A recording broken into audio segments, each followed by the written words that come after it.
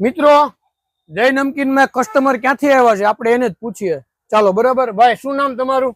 હું સિંઘ સાહેબ એપી સિંઘ બોલું છું અને હું ડિંડોલીથી આવું છું અને જય નમકીનની રીલ જોઈને આવ્યો છું અને પહેલા બી લઈ ગયેલો અને જેટલી વખત વાપર્યું છે તેટલી વખત ખૂબ જ સારો એનો સ્વાદ અને એનું મળ્યું છે અને 15 દિવસ મહિના સુધી બી રાખીએ તો એ તાજું જ રહે છે અને ટેસ્ટમાં કંઈ કહેવા જેવું નથી એટલે ખૂબ જ સારું છે.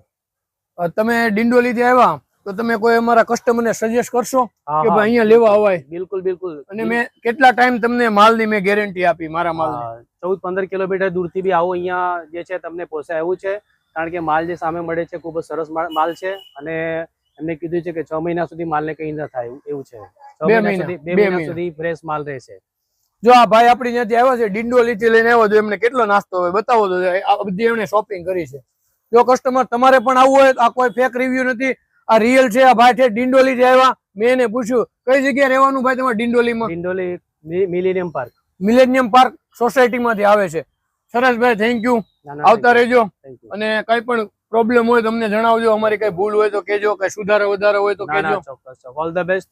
તમારું પ્રોડક્ટ સારી છે. તમને ખૂબ શુભકામનાઓ. તમારા કસ્ટમરને કહી દો કે અહીંયા એકવાર અવશ્ય વિઝિટ કરાય. તમે જય નમકીનમાં એક વખત જરૂરથી વિઝિટ કરજો અને જય નમકીનનો સ્વાદ લેજો એક વખત.